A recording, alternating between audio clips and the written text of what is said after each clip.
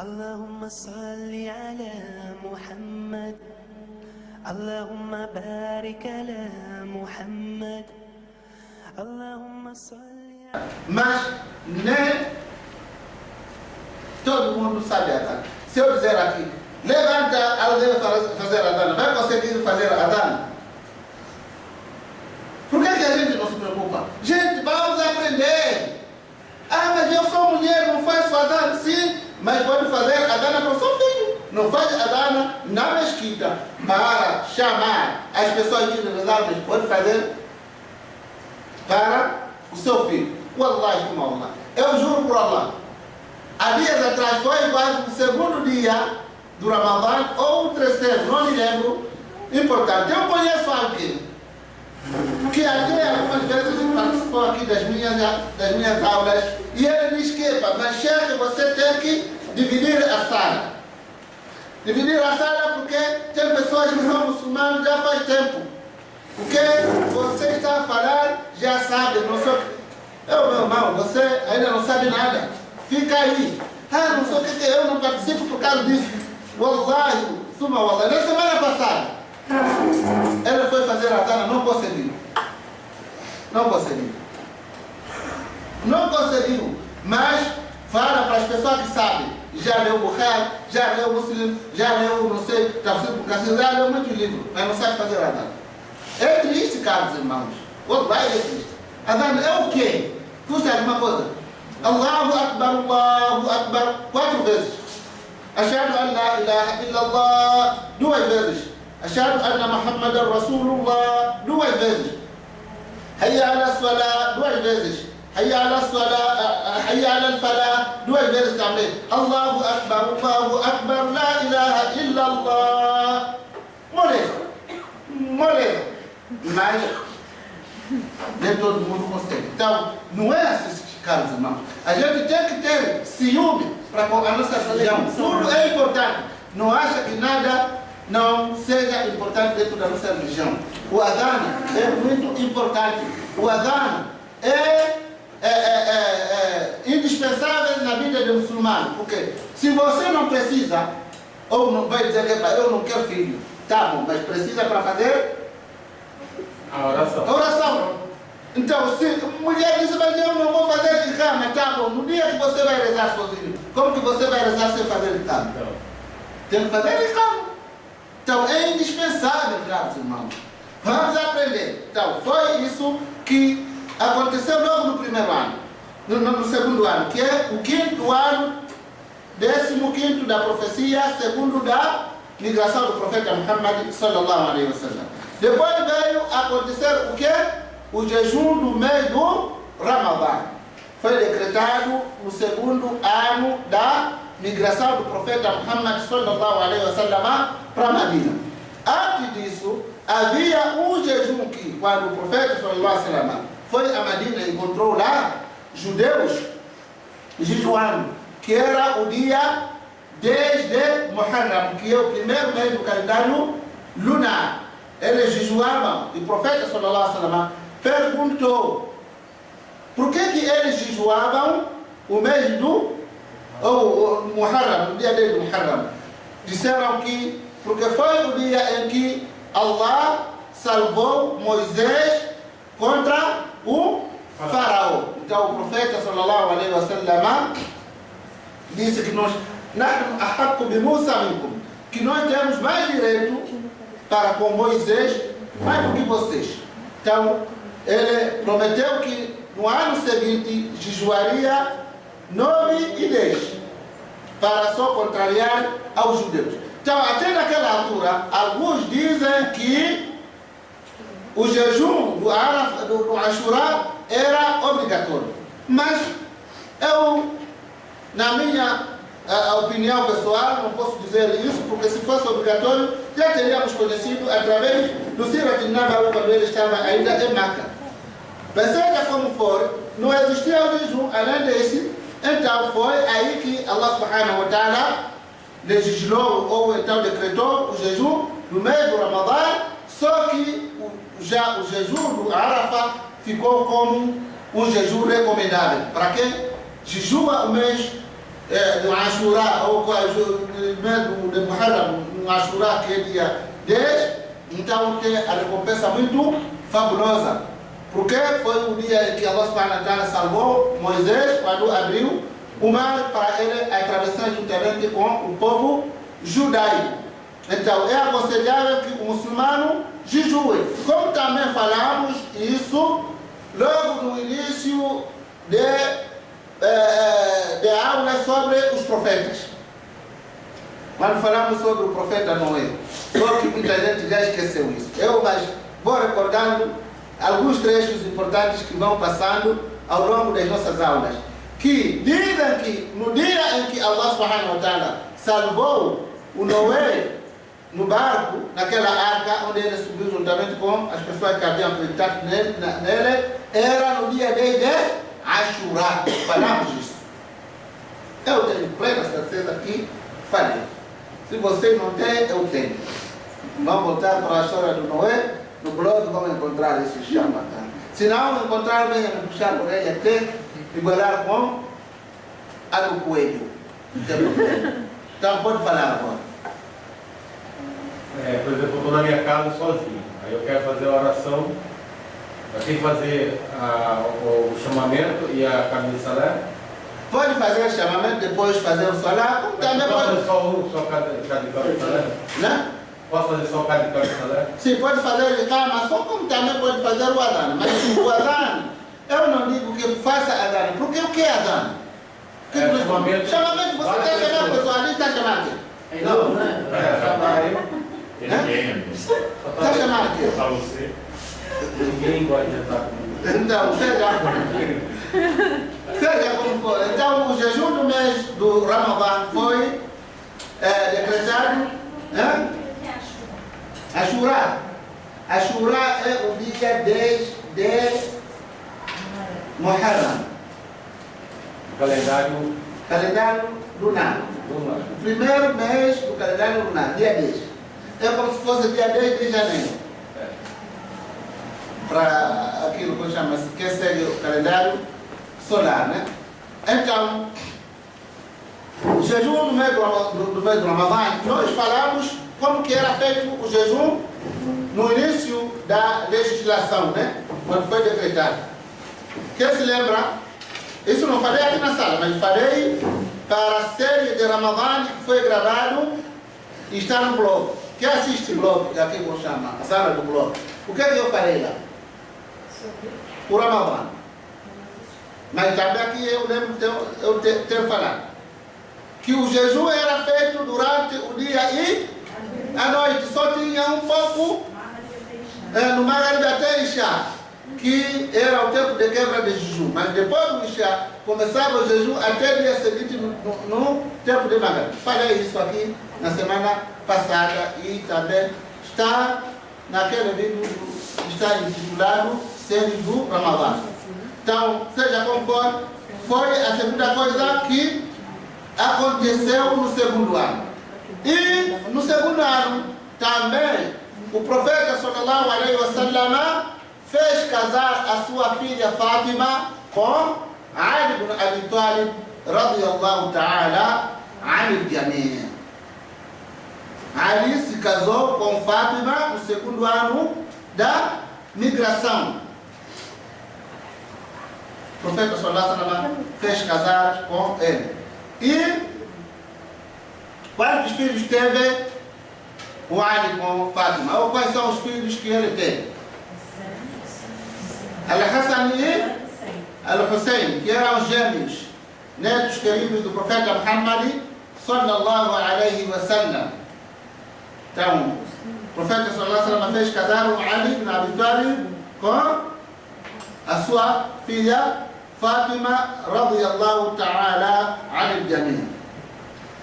E desse ano, vocês lembram quando nós falamos sobre a construção da mesquita do profeta Muhammad sallallahu alaihi wasallam? Para onde é que estava direcionada a mesquita? Jerusalém. Então foi no segundo ano que foi invertida a direção para a cidade sagrada de Maca, porque esse foi o desejo do profeta Muhammad para que a direção fosse invertida. Como se não bastasse, caros irmãos, também pode-se dizer da seguinte maneira aqui.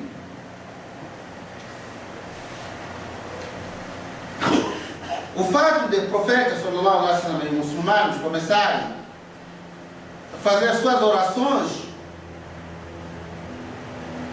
olhando para o Beit al-Maqdis, que é Jerusalém, isso demonstra que ele não veio para contrariar o resto dos mensageiros que sempre olharam naquela direção.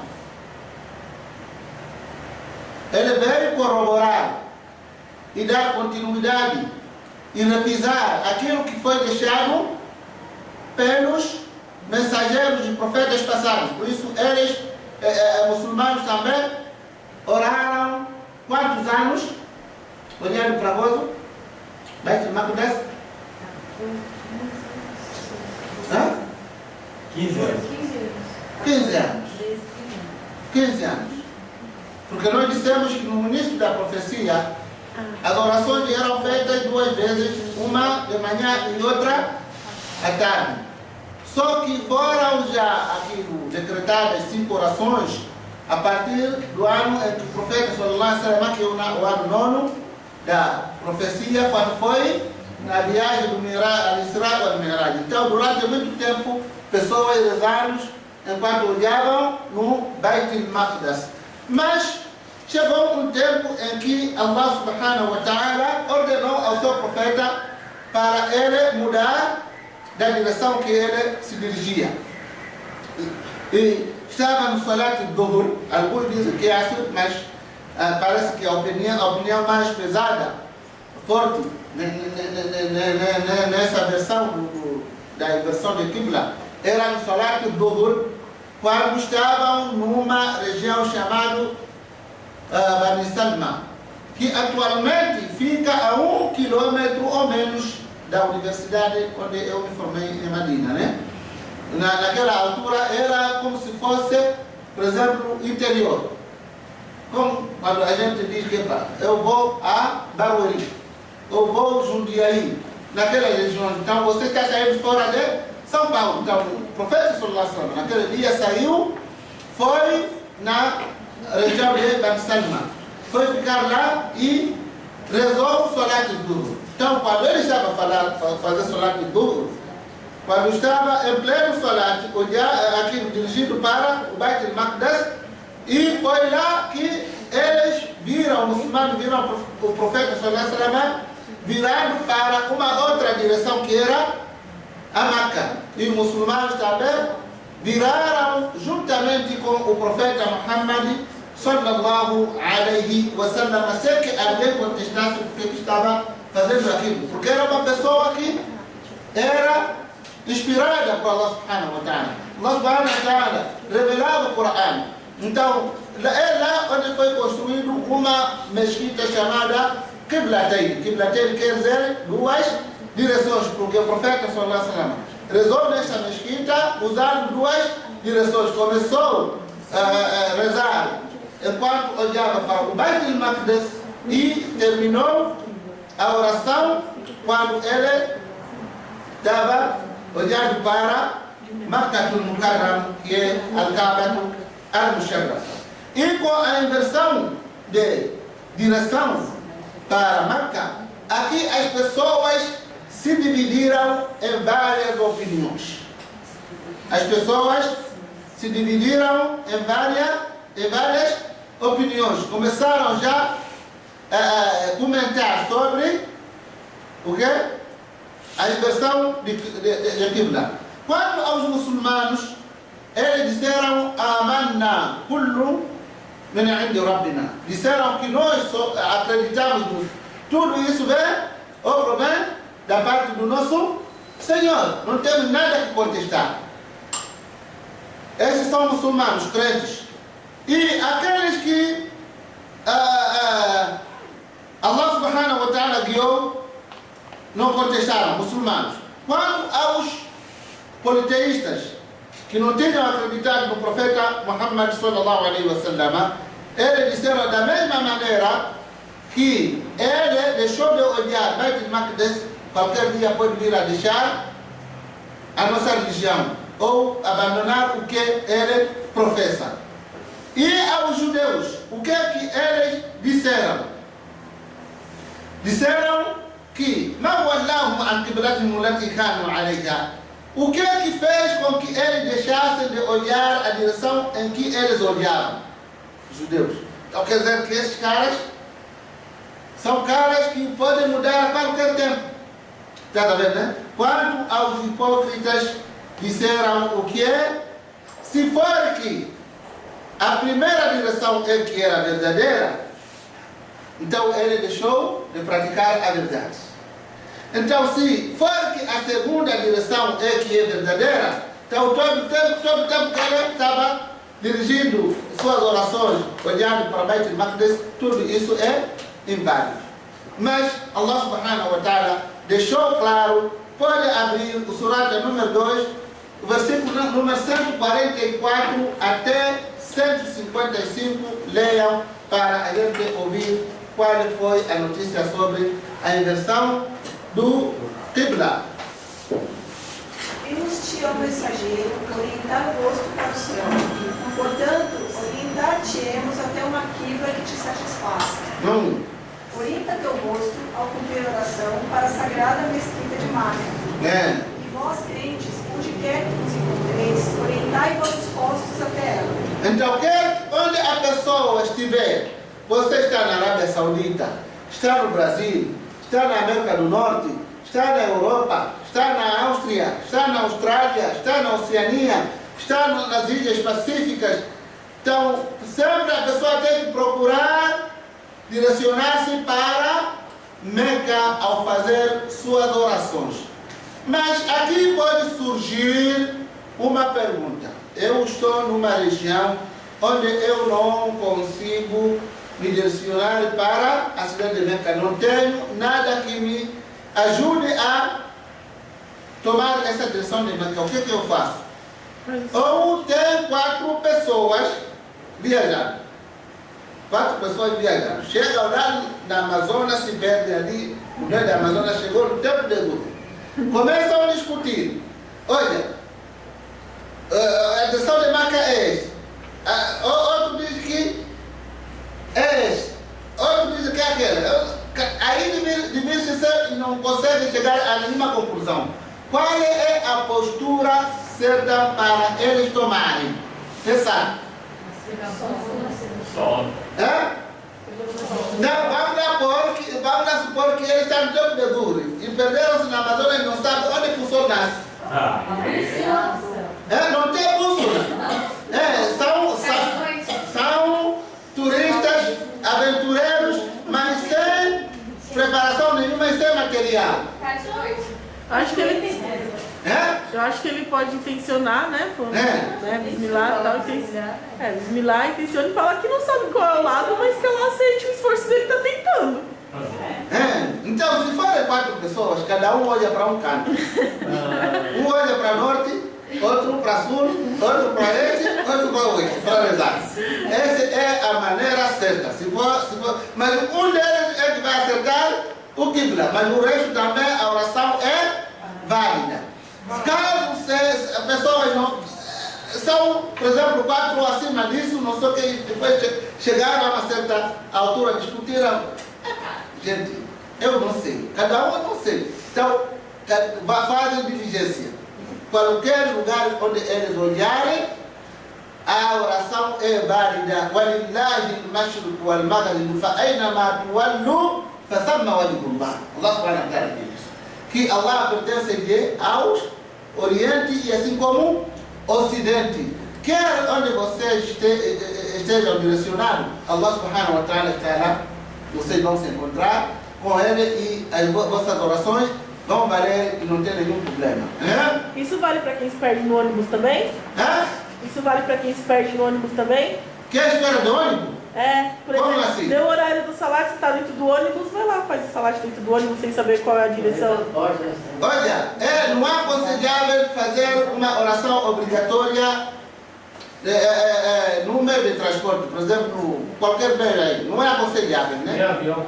Nem avião, dizem que nem avião, só orações facultativas. Mas a pessoa pode fazer em condições em que ele se encontrar, mas depois vai repor quando chegar em casa. E se estiver sozinho?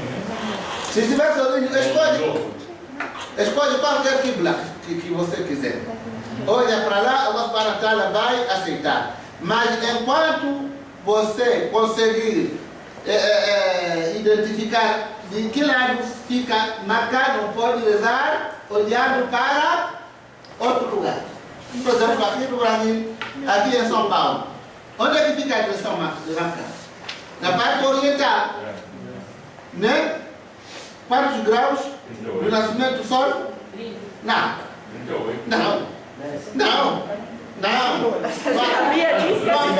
concordo com nenhuma opinião. Não concordo com nenhuma opinião. Por que não concordo com nenhuma opinião? Gente, nós temos que saber que o sol não nasce no mesmo lugar. O sol não nasce no mesmo lugar. Dependendo da estação do ano em que você está, o sol pode nascer um pouco assim, pode andar e vir nascer assim. Então, como que você vai se guiar através de grau do sol? Então, você vai mudar o seu quibla. Vai mudando. Não é isso? Porque o sol, quando é verão, por que o dia fica longo? Por que o dia fica longo? Porque ele nasce no meio e corta no meio. E o dia fica muito longo. E quando é verão, o sol nasce, o inverno nasce, mais a parte sul. E fica inclinado, o dia fica curto, enquanto que a noite fica longa. Então não pode se basear com o sol. Só aquilo, por isso Allah subhanahu wa ta'ala, quando fala de Qibla, como vocês estão vendo aí, como estão escutando, ele não fala da direção em si, diz que o lado, a direção em si, onde fica Makkah. Então, onde fica Makkah aqui no Brasil, no Oriente. Na parte oriental do nosso mapa. Pode continuar. Aqueles que receberam o livro bem sabem que isso é a verdade do seu Senhor. Deus não está desatento quando fazem. O que é esses que receberam os livros e que sabiam que isso é orientação da parte do Senhor? Os judeus. Ainda que apresentes qualquer espécie de sinal ante aqueles que receberam o livro, jamais adotarão aquilo, nem tu adorarás deles. Nem tampouco eles seguirão a quibla de cada um mutuamente. Se te rendesses a esses seus desejos, apesar do conhecimento que tens recebido, contar-te-ias entre os inimigos. Aqueles a quem concedemos o livro conhecem-no como conhecem a seus próprios filhos, se bem que algum deles ocultam a verdade sabendo. Esse é o versículo que foi revelado para Abdullah ibn Salam. Que foi revelado e Abdullah ibn Salam foi questionado pelo Umar ibn Khattab radiyallahu ta'ala. A falar do Qibla, e ainda Allah subhanahu wa ta'ala veio revelar esse versículo. Leia novamente. Aqueles a quem concedemos o livro, judeus conhecem-no no profeta Muhammad. Como assim conhecem seus filhos? Se bem que algum deles ocultam a verdade, sabendo. Mas com isso ele não deixa de ocultar a verdade. Esta é a verdade emanada de teu Senhor. Não sejas tu que dela vivo. Cada qual tem um objetivo traçado por ele. Empenhai-vos na prática das boas ações, porquanto, onde quer que vos acheis. Deus vos fará comparecer a todos perante ele, porque Deus é onipotente. Quero onde você morrer, por exemplo, você, porque tudo isso,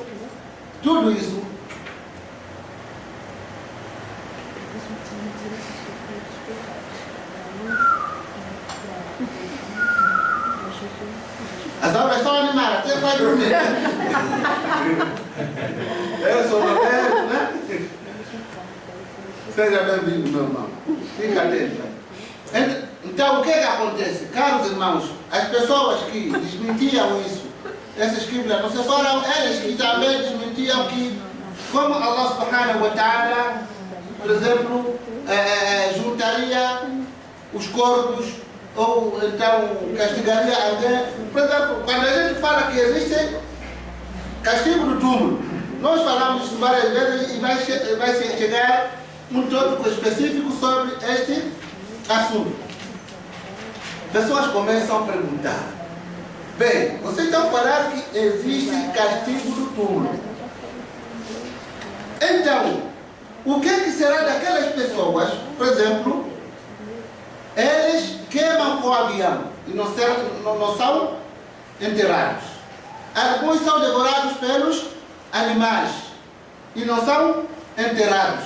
Alguns não sei que começam a trazer vários exemplos, citando as ocasiões em que o homem possa morrer e não é enterrado. Como que Allah subhanahu wa ta'ala vai castigar esse tipo de pessoa? Para começar, o profeta sallallahu alaihi wasallam nos conta uma passagem, diz que havia um homem que quando foi ouvir falar sobre a notícia do túmulo, ou o castigo do túmulo, ele fez um testamento e deixou para os seus filhos, para que quando ele morresse, fazer o quê? Levar o corpo e queimar. E leva este cinza que vai restar no resto mortais, divide uma parte, vai jogar no mar, outra parte vai jogar no deserto, espalha para que não lhe atinja o quê? O castigo de Allah subhanahu wa ta'ala. Mas ele perdeu o tempo. Perdeu o tempo porque Allah subhanahu wa ta'ala ordenou o mar para despejar a cinza e o deserto, todo lugar, e fez se juntar e se encontrou com Allah subhanahu wa ta'ala. Meu servo, para onde você quer fugir? Onde que você não vai se encontrar comigo? Por isso esse versículo diz o quê? Leia novamente. Cada qual tem um objetivo traçado por ele. Tenhais na prática das boas ações, porquanto, onde quer que nos acheis, Deus nos fará comparecer a todos perante ele, porque Deus é onipotente. Vão aparecer todo mundo. Todo mundo. E no dia do juízo final, de que maneira vamos aparecer perante Allah subhanahu wa ta'ala? Vamos aparecer descalços, nu e com o corpo completo. Até Aisha radiyallahu ta'ala perguntou ao profeta sallallahu alaihi wasallam: mas profeta de Allah, todo mundo pelado.